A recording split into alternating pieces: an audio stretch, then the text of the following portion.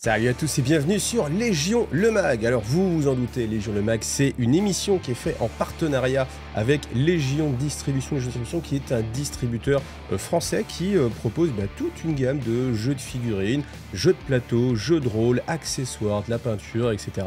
Donc vous avez la possibilité de commander directement chez lui ou vous avez la possibilité de passer par votre revendeur qui va sans doute passer par Légion Distribution parce qu'il y a vraiment énormément de choses. Donc là, dans cette émission-là, on va parler Bushido, on va parler Infinity, on va parler Dystopia Noir, on va parler aussi des décors de chez TT Combat, et puis on va parler aussi Carnevale, parce que c'est vrai que ça fait vraiment pas mal de choses. Je vous rappelle aussi au passage, parce que là il y a un petit peu de Rumble Slam, que je vous ai fait une vidéo de présentation de Rumble Slam, qui est un excellent jeu. Moi je trouve que c'est vraiment un jeu coup de cœur, j'adore, parce que c'est ce qu'on recherche un peu dans un jeu quand on est un petit peu comme moi, genre vous voulez quelque chose qui n'est pas forcément très compliqué, c'est-à-dire que quand vous faites une petite partie de temps en temps, ça suffit pour être joué, quand on aime le multijeu, mais vous aimez le multijeu parce que vous êtes sur la vidéo Légion Distribution, et vous allez avoir toute cette possibilité tactique de, sur le terrain, avec un nombre d'actions défini, de toujours essayer de combiner, de faire des petites choses. Alors, faut pas être amoureux du catch pour jouer à Rumble Slam, faut être amoureux des jeux de figurines où ça se joue vraiment pas à la liste, mais vraiment sur les choix tactiques qu'on va faire, le placement des figurines.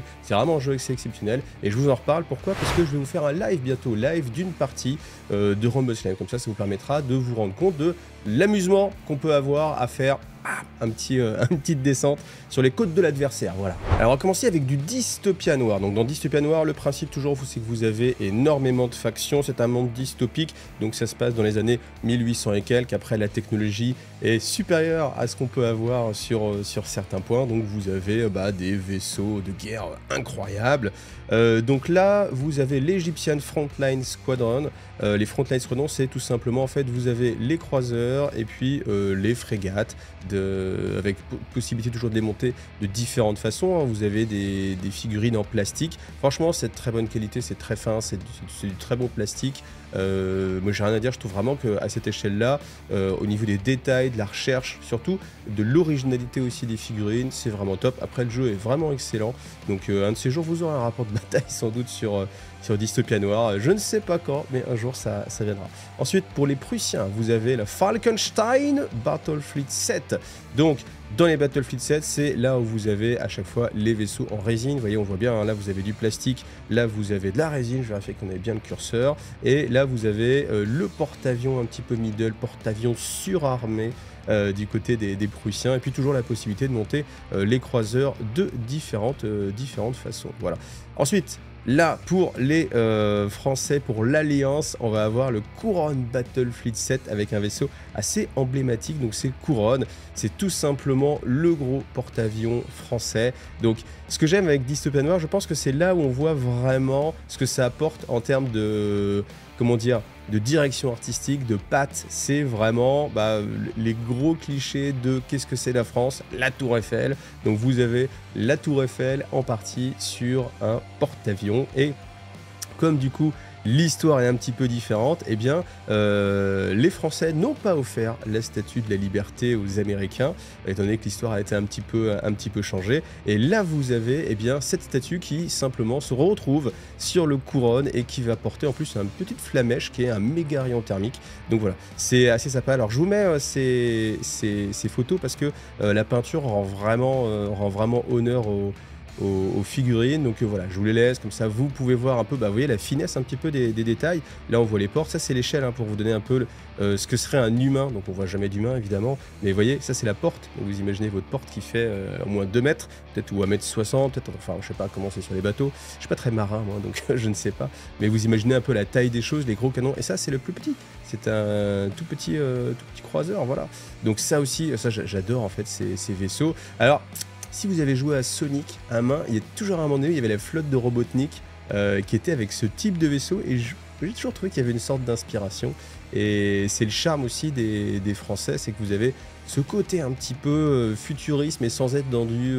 je sais pas comment le décrire en fait, ouais, mais un futuriste. Moi ça m'a toujours fait penser à l'ambiance qu'il y avait dans les jeux genre Sonic, cette technologie à la Robotnik. Voilà, sachant qu'on peut aussi le monter en porte-avions, donc vous avez aussi votre porte-avions un petit peu surélevé, donc voilà, les petites frégates. Et puis voilà, tout simplement pour Dystopian, les news qui arrivent, qui sont déjà disponibles chez Légion Distribution. Alors maintenant, on va aller sur le côté des décors. Donc ça va plaire à tout le monde parce qu'il y en a vraiment pour tous les goûts. Donc ce sont ce que TT Combat appelle les white box. Les white box, c'est vraiment des sets complets avec des décors que vous pouvez trouver séparément, qui compilent au sein d'une boîte et vous avez une belle remise et vous avez de quoi faire une table. Parce que là, quand vous voyez les choses, c'est de l'échelle 28, hein, donc vous avez énormément d'éléments de décor, donc ça va être parfait si vous jouez à un jeu comme Necromunda ou un jeu comme Infinity, des jeux qui demandent vraiment beaucoup de décors, beaucoup de choses qui viennent casser les lignes de vue. Et là, votre table, elle est hyper habillée parce que vous voyez, rien que le petit élément dessiné là en bas à gauche, là, rien que ça, ça remplit déjà vraiment la table. Donc vous avez énormément de choses. Vous avez aussi à chaque fois un pack d'éléments résine. Donc ça, c'est pour casser le côté anguleux du MDF. Même si TT Combat, je trouve là, pour avoir monté des kits récemment, ils font vraiment des efforts pour que on soit pas dans simplement, vous voyez, le carton à pizza anguleux avec des angles de 90 degrés toujours, tout plat. Là, il y a vraiment une recherche pour essayer de casser les choses, de rajouter de la surcouche, de jouer avec les épaisseurs. Et ça se ressent vraiment. Et si vous voulez aller encore plus loin, ils ont les kits résine d'accessoires qui viennent changer vraiment les choses. Donc tous ces packs-là, vous le trouvez sur le site à 95 €. Et pour 95 €, vous avez largement de quoi faire. Je pense qu'en termes rapport qualité-prix, ça me paraît même imbattable parce que je pense même que si vous voulez vous imprimer ça, même en FDM, c'est-à-dire à impression 3D, ça va vous coûter plus cher. Si vous passez par quelqu'un d'autre, ça va vous coûter encore plus cher. Là, je trouve que vraiment, c'est là où le MDF prend tout son sens. Et en plus, vous avez vraiment des choses qui changent. Et vraiment, TT Combat, moi, je les connais depuis vraiment très, très longtemps. Ça a vraiment évolué. Avant, on avait vraiment la ruine, tac, tac, vous voyez, côté à gauche, côté 3, voilà. Et là, on est vraiment sur des choses complètement différentes. Donc ensuite, on a vraiment pas mal de boîtes. Donc on a celle-ci qui est à destination, évidemment, de Carnavalet, donc Street of Venice, ça porte bien son nom. Mais je trouve que ici, vous voyez, ça s'appelle Pirate Harbor. En fait, ce qui me fait marrer, c'est que quand j'ai regardé un peu là, pour préparer l'émission, je me suis dit, tiens, ça me fait penser à un jeu, il y a un français, alors je n'ai pas trouvé le nom, mais un jeu ambiance France Grève qui se passe dans justement Pirates des Caraïbes, un truc comme ça. Et puis après, j'ai fait, tiens, c'est vrai que ça fait pas mal pirate. Puis après, j'ai lu là, je fais, ah oui, Pirate Harbor, ok mec, t'as rien inventé. Mais je trouve que ça passe très bien, vous voyez, pour ce style un peu pirate, un peu colonial. Donc c'est vraiment sympathique. Donc voilà, ça, ce type de décor-là. En plus, si vous cherchez ce type de décor-là, vous n'allez pas forcément les trouver ailleurs. Donc là, c'est très très bien. Pareil, même style, dans le même genre, si vous cherchez des décors un petit peu asiatiques comme ça, c'est très compliqué à trouver. Et là, vous avez ce magnifique temple, voilà, avec... alors là, j'ai cru me rappeler du nom de ces portes japonaises. Je sais plus. Bon, tant pis pour moi. Vous le mettrez en commentaire. Je sais plus comment s'appellent ces portes-là.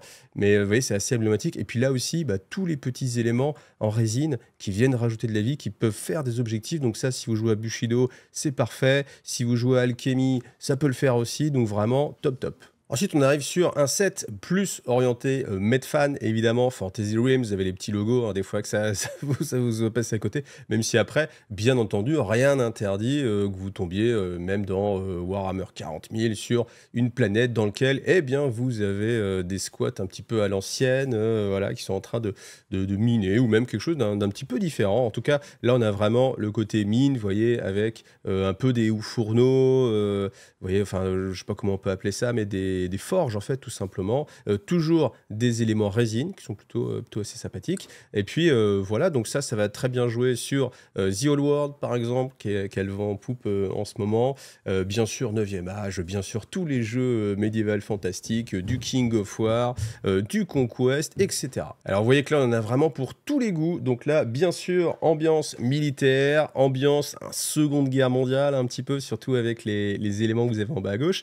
Après, à noter que ça peut passer très bien aussi pour un jeu futuriste, parce que les éléments de bunker qui sont par contre en bas à droite, eux, ils sont... Enfin, on n'a pas vraiment d'époque, hein. Un bunker, ça reste un bunker. Il y a moyen en plus, si vous avez envie de rendre le truc un peu plus futuriste, de rajouter des choses. Mais voilà, c'est parfait si vous voulez jouer typiquement à Bolt Action, par exemple. Je pense que ça va marcher très bien. Ou V for Commando. J'ai pas encore bien le nom du jeu en tête, mais voilà, prochain jeu édité par Studio Tomahawk, échelle justement 28, Seconde Guerre mondiale. Donc. Et si vous voulez vraiment de la science-fiction, eh bien voilà, vous avez Cash Tax Mansion, où là vous avez justement des éléments typiquement pour jouer à Infinity. Ça peut marcher aussi si vous jouez à 40K, même si 40K a toujours le côté un peu gothique, mais c'est quelque chose peut-être moi que je reproche un petit peu souvent sur les tables, c'est qu'on reste dans cette atmosphère gothique. On peut aussi imaginer, on est dans le monde, on est dans une galaxie complète,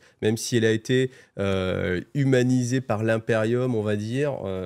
Il y a quand même des zones aussi qui sont loin de l'Imperium et qui ont pu développer aussi leur propre architecture. Et c'est quand même dommage, malgré tout, de toujours avoir les ruines un petit peu gothiques. Donc là, si vous avez envie de changer, eh bien voilà. Alors après, voilà, ça vous fait aussi plein d'éléments. Typiquement, si vous jouez à Infinity, c'est vraiment destination plus d'Infinity. Donc si je vous ai pas convaincu avec mon histoire de planète un petit peu perdue dans l'Imperium, eh bien vous avez la gamme science-fiction gothique. Vous voyez, incroyable. Science-fiction gothique, donc vraiment en destination de Warhammer 40 000. Mais encore une fois, on peut l'utiliser aussi pour d'autres jeux, et où là vous avez des habitations. Ces habitations font penser un petit peu aussi à ce qu'il y avait dans Mass Effect à un moment donné.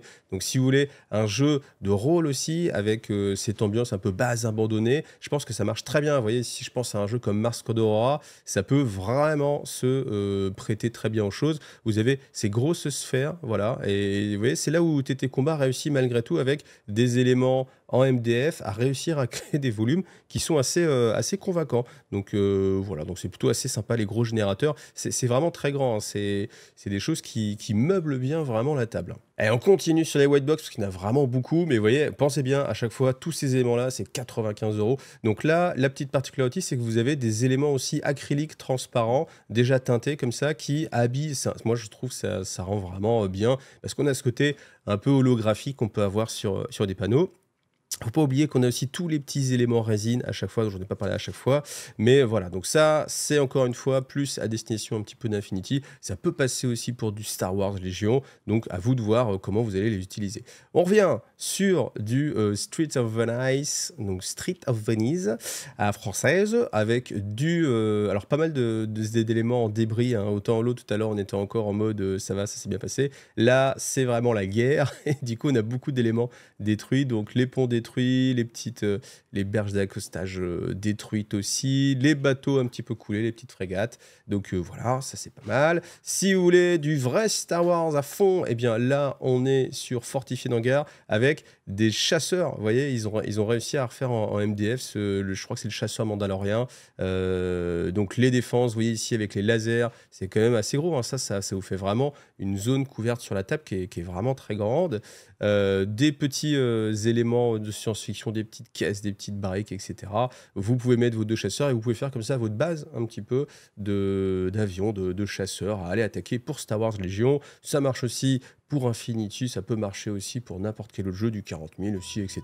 Sans aucun problème. Alors, on va rester toujours un petit peu chez TT Combat avec le jeu Carnevale. Donc, Carnevale, c'est un jeu ambiance, évidemment, Venise. Donc, si vous avez toujours envie d'aller à Venise, ou si votre femme vous dit « Ah tiens, j'aimerais bien aller à Venise, c'est là vous amoureux », eh bien, vous l'emmenez à Venise, à chez vous, directement. Ça vous coûte beaucoup moins cher, et avec tous les éléments de TT Combat, ça permet vraiment d'avoir une table très thématique. Même, vous pouvez lui dire « Bah, ma chérie, t'as pas envie de te faire une petite Venise? Ça peut être sympa à la maison. » Alors, petite astuce, un gratos comme ça pour vous. En tout cas, là, eh bien, je vous mettrai le lien de cette vidéo-là. Donc, c'est une partie qui a été organisée par TT Combat directement pour vous présenter un petit peu Carnevale. Et Carnevale, ben, on continue à avoir énormément de nouveautés tous les mois, puisque TT Combat, ils sont hyper productifs. Donc, on va regarder les nouveautés du mois. Alors, première bande, ce sont les Daughter of the Hydra de la faction des Rachars. Donc, vous avez, eh bien, alors, certes, vous avez le côté Venise, vous avez aussi le côté un petit peu Cthulhu parfois qu'il peut y avoir. Et là, on a une bande qui est centralisée sur les calamars, comme ça. Donc vous avez la petite mamie comme ça qui va lâcher ses petits bébés. Voilà, ces petits mignons bébés. On a une sorte d'incubateur ici. Et donc, ça vous fait, vous voyez, tout plein de figurines qui changent un petit peu. Donc, en fait, vous allez avoir aussi des profonds, vous voyez, des sortes d'hommes-poissons, etc.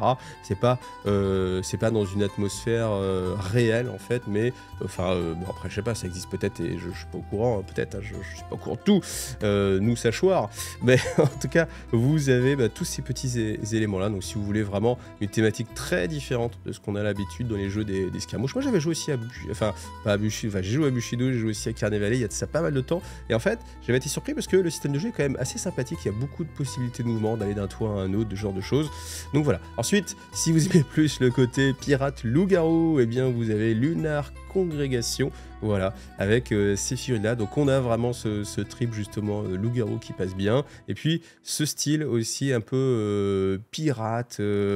Comment dire, je sais pas comment on pourrait dire ça autrement, parce que j'allais dire un petit peu, j'allais dire un truc, je me suis dit non, ça, les gens ils vont pas aimer que je dise ça, donc je ne dirai rien d'autre. Mais en tout cas, vous avez ce style, on va dire pirate des Caraïbes, ou pirate tout simplement, dans l'époque vénitienne, voilà.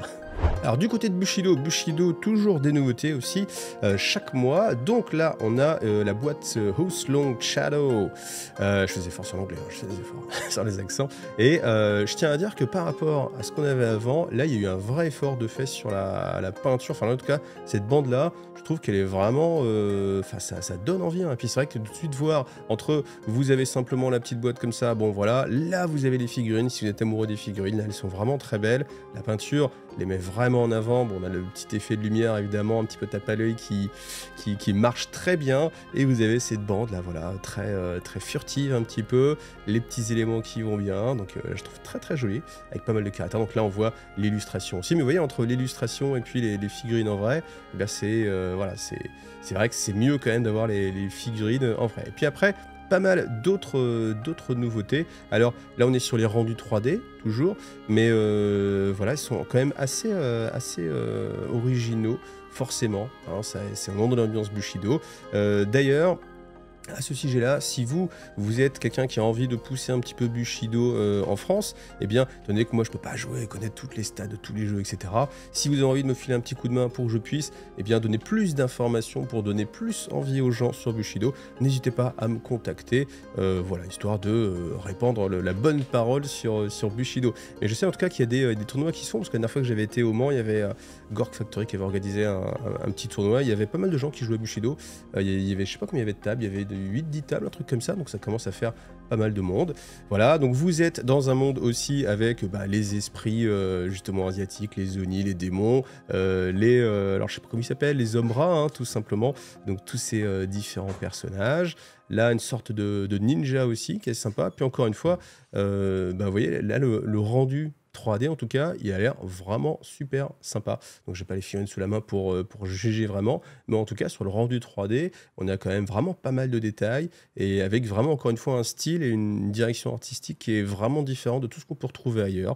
Donc voilà, n'hésitez pas à regarder un peu plus en détail Bushido. Alors sur Infinity, pas mal de choses avec pas mal de boîtes. Donc on a Direfall, le pack numéro 13, donc il va être se partager entre Aleph et Akislam. Donc vous avez des resculptures de figurines qui existent déjà, Yasbir et Trazimed. Vous avez aussi la petite civile qui est assez sympathique, en plus de petite peinture en turquoise comme ça, c'est toujours sympa. C'est pour assurer pour quel que soit le scénario. Donc vous avez au niveau des profils, alors Yasbir va être surtout utile en sectoriel assassin. Il a son holomasque et puis aussi le fusil à pompe Rafale 3, donc ça peut créer des petites surprises. Alors Trazimed, lui, sera pas mal parce qu'il a un coût assez réduit pour une style phalanx. Alors il a son mimétisme 6 qui est plutôt pas mal, et puis son lance-roquette, donc ça peut faire un bon défenseur en fire team, voilà. Puis les resculptures, c'est toujours sympa pour changer un petit peu des anciennes figurines. Donc Fiddler, là aussi c'est une resculpte, donc avant la version, enfin on n'avait qu'une figurine en version limitée, donc elle a deux profils, soit version low cost qui est assez utile si vous pouvez la recruter, ou soit version surarmée avec ses tourelles, auquel cas là elle peut avoir vraiment un bon impact, hein, que ce soit pour aller débusquer l'adversaire chez lui, ou alors plutôt rester en arrière et puis l'empêcher justement de percer. Donc ça apporte vraiment un petit spécialiste assez résistant, avec des bonnes capacités, une bonne esquive, une immunité aux critiques, donc c'est plutôt assez sympathique parce que vous avez des petits gadgets toujours, donc pas mal de polyvalence. Alors pour Yujin, on a une très bonne pioche si vous jouez sectoriel invincible, donc avec Zhu Yong, vous avez la Zhu Yong HMG qui elle est un personnage assez cheap qui peut vous permettre d'être le fer de lance d'une fire team pour la sectorielle. Après vous avez Tai Sheng et Kokram qui aussi sont très utiles en généraliste ou en sectoriel, parce que ça vous fournit en est aussi un spécialiste qui a une bonne puissance de feu et puis qui peut utiliser son avantage, effectivement, les ordres de votre lieutenant avec le petit dying. Ensuite, on a le pack Reinforcement pour les nomades. Alors attention parce que, hormis le Prowler, eh bien, toutes les autres figurines ont des profils que pour le mode de jeu renfort. Donc, faites attention, vous ne pourrez pas les jouer en mode classique, il faut bien jouer en mode renfort. Après, le Rounder et Prowler sont d'excellents tireurs en fer de lance Fireteam renfort. Et les Marspire font aussi d'excellents auxiliaires de Fireteam pour agresser aussi à courte portée. Alors toujours pour les nomades, vous avez le pack de renfort bêta, et là par contre ça va être que en fait un repackaging de figurines déjà existantes. Alors on a Julina qui sera intéressante qu'en Tunguska hein, pour sa grande polyvalence, après le Spectre également aussi en Tunguska, et Star Company pour apporter une troupe aéroportée, résistante, agressive, histoire de prendre un flanc. Le Spectre en plus a gagné en intérêt hein, dans le mode renfort, parce qu'il peut jouer une tourelle défensive, vous le laissez comme ça en mode personne va arriver. Par contre c'est vrai que la concurrence est beaucoup plus élevé de par son coût hein, quand vous le jouez en mode classique. Alors le pack renforcement là pour l'armée combinée est très intéressant parce qu'en fait c'est que des resculptures de figurines qui avaient été annulées, enfin qui avaient été mis en pause tout simplement par Corvus Belli. Si vous voulez plus de détails, je vous invite à regarder la vidéo que je vous ai fait sur la présentation de l'univers en fait d'Infinity. Donc là encore, il s'agit de profils jouables uniquement en mode renfort, donc on sent qu'on a envie de pousser ce mode de jeu. Bon après c'est assez logique. Donc vous avez le Vector qui sera un tireur d'élite assez important dans la Fireteam, et puis après les autres, c'est spécialiste ou hacker avec pas mal de petits gadgets pour vous offrir pas mal d'options tactiques. Après le look, voilà, vous êtes dans un look un petit peu insectoïde, donc voilà, à vous de voir. C'est vrai qu'en plus là avec le schéma de couleur, eh bien on a un peu ces petites rayures un petit peu comme les côtés abeilles, à vous de voir si vous aimez ou pas. Après bien sûr hein, c'est qu'un schéma de couleur, vous pouvez les peindre totalement différemment pour que la figurine ressorte aussi différemment, ça c'est assez important à avoir en tête. Et on termine encore avec l'armée combinée et le pack bêta de Reinforcement. Donc là c'est juste un repack de figurines assez existant, donc voilà, ça peut être un petit peu décevant. Alors le pack sera surtout utile à la sectorielle Onyx hein, qui commence un peu à vieillir, hein, ça accuse les années. Alors le Nexus c'est une figurine assez polyvalente hein, parce que ça peut être votre lieutenant ou alors un bon spécialiste ou hacker hein, dans une Fireteam Onyx. Alors le Caudalie c'est une troupe aéroportée, alors très agressive mais assez compliquée à manipuler hein, avec son coup en point qui est quand même assez important. Après c'est un peu la même chose pour le Umbra en fait, qui est une troupe d'élite très utile en Spitfire ou alors aussi en mode hacker, donc il va être redoutable au corps à corps, mais attention parce que son coût élevé en points, ça va vous faire réfléchir forcément à 2 fois avant de le prendre. Et voilà, on a fini avec Légion le Mag pour ce mois-ci. Merci, gros bisous à Guizou qui m'a aidé à préparer cette émission. Si ces bagages ça vous plaît aussi, regardez le Légion le Mag que je vous ai fait aussi sur la présentation de ces mallettes parce qu'elles sont vraiment high quality, vraiment très jolies hein, si vous voulez quelque chose d'un petit peu classieux qui change un petit peu, c'est vraiment pas mal. Et puis je vous rappelle, vous aurez du Rumble Slam une partie en live, je vous donne pas encore la date parce que on n'est jamais trop sûr, mais regardez, abonnez-vous, vous aurez le programme d'animation, forcément vous trouvez sur Facebook, vous trouvez sur le Discord, vous le retrouvez sur la chaîne YouTube aussi, hein, donc un petit peu partout où je peux. Vous aurez aussi bientôt un rapport de bataille Dead Zone, aussi c'est pareil en live, c'est 2 jeux que moi j'ai appris à vraiment apprécier, et puis comme ça, le rapport de bataille, ça va vous permettre d'apprécier vous aussi l'excellentissimesque de ces 2 jeux-là. Merci aussi bien sûr à Légion Distribution pour permettre de se faire ce magazine. Et puis, abonnez-vous, likez comme d'habitude. Allez, merci à vous tous et à bientôt.